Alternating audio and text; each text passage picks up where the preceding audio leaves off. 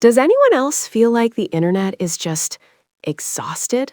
Seriously, I woke up this morning, put on my glasses, and the feed just felt heavy, loud. And I think that's why we're seeing this massive shift in what people actually want to watch. We're done with the glossy, perfect tech reviews. We're done with the hype. If you're making documentaries or just obsessed with where culture is going in early 2026, you have to look at the resistance.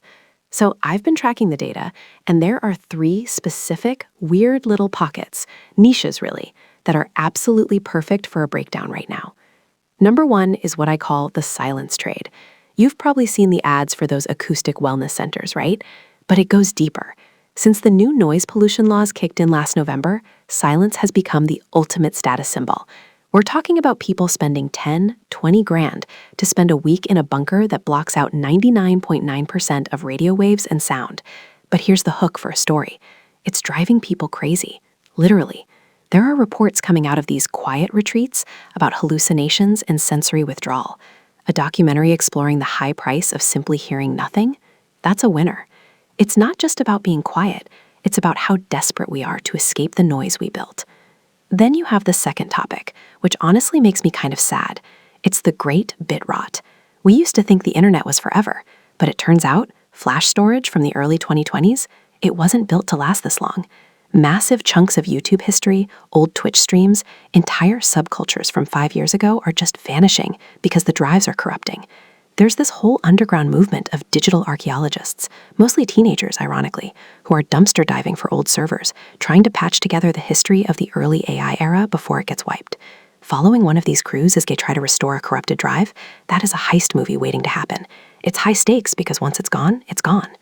By the way, if you're into these kinds of deep dives, looking at the stuff usually hidden by the algorithm, just hit that subscribe button. We try to keep it real here. No filler, just the interesting stuff. Anyway, back to it. The third topic is probably the most visual. It's the mesh net gorillas. This is happening in places like Berlin and parts of Brooklyn right now. People are so sick of AI scraping their data and predicting their behavior that they're building physical internets. I'm not talking about coding. I'm talking about kids throwing copper wire across rooftops to connect apartment blocks. They're building local-only networks that don't touch the main web. No satellites, no cloud, just a closed loop for the neighborhood.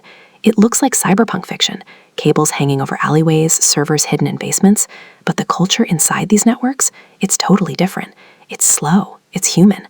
Exploring one of these offline communities would be fascinating because it asks the question, is it possible to disconnect without leaving society? So yeah, silence, decay, and physical connection. That's where the stories are right now. We spent the last decade building this massive digital machine, and now the most interesting stories are about the people trying to break it, hide from it, or fix it. It's messy, but that's why it's worth filming.